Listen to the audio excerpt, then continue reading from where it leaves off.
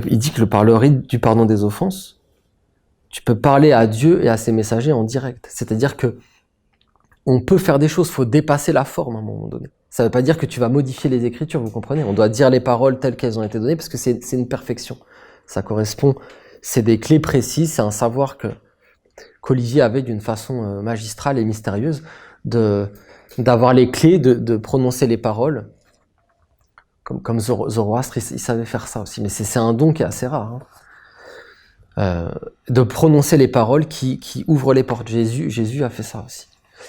Qui ouvrent les portes dans tous les mondes et qui sont précis, des paroles précises et qui ouvrent des portes dans certains mondes. C'est ce qu'on a à travers tous nos rites, c'est un trésor. Et donc, voilà, tu peux par exemple faire ça dans le pardon des offenses, que maintenant on a la possibilité d'installer chez nous, comme les rites d'expiation, avec les tapis qui sont proposés par la boutique. Tout ça, c'est une beauté, c'est une grandeur, vous voyez, c'est un prendre soin. C'est des aides qui ont pris soin de l'enseignement pour il soit accessible jusque dans les foyers des Esséniens. Et donc là, tu t'arrêtes, par exemple, aux minéraux et tu lis la prière. Et tu rentres en contact. C'est-à-dire qu'après, vous comprenez, parce que si tu lis la prière d'un règne, tu rentres en contact avec lui. Tu as les paroles de son âme, de ce qu'il pense, de comment il te voit, et de ce qu'il veut. Donc c'est une union, c'est une communion. C'est sacré, c'est grand. Et après, tu peux à ton tour prier. C'est-à-dire que tu reçois la prière, tu te laisses toucher. Ça peut vraiment faire des choses. Tu peux t'effondrer devant des prières comme ça. Et après, tu te mets à genoux, tu demandes pardon pour les offenses, mais vous comprenez, avec une conscience encore plus forte, si tu fais un travail comme ça, ton pardon des offenses, il va être puissant. Et ensuite, tu pries. Tu pries et tu laisses ton cœur, ton âme, prier et répondre à la prière des règnes. Oui, parce que c'est pas juste, on va pas tomber dans l'erreur de croire que c'est juste de répandre ces prières à l'extérieur. C'est bien, mais il faut le faire en étant vivant, vous voyez, en étant vivant à l'intérieur de soi.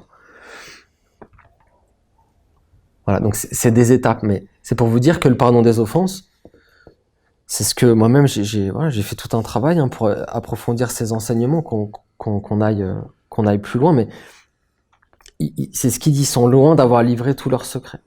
Et donc, on doit vraiment les approfondir, ces rites. Voilà. Le pardon des offenses est un très grand sacrement dans la nation essénienne, une étape puissante dans la vie d'un homme et une seconde chance qui lui est donnée.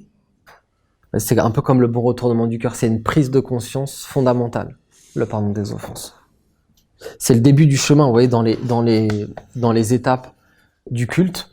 En réalité, vous les retrouvez les rites. Et le pardon des offenses, vous voyez, ça correspond à la sphère de la statue du recyclage. On pourrait mettre un carré aussi, là. C'est-à-dire que la statue du recyclage, elle correspond au nombre 4. C'est-à-dire c'est la matière et c'est le monde de la mer et c'est le monde des règnes de la mer. Et c'est le point de départ, vous voyez. C'est le point de départ. Dans le culte, on le voit. C'est le point de départ du chemin de l'ascension intérieure de l'homme qui retourne vers Dieu, vers le monde divin. Mais il doit commencer. C'est la base. S'il demande pas pardon, s'il fait pas le pardon des offenses, tu n'entres pas là. Tu peux pas. Il y a des gardiens, il y a des aides. Tu pourras pas rentrer. Tu pourras pas t'éveiller, prendre conscience de l'hérédité des influences. Tu pourras pas. Tu seras pas autorisé. Vous comprenez ? C'est ce qu'il dit. C'est ce qu'il dit au début. Le pardon, c'est le commencement.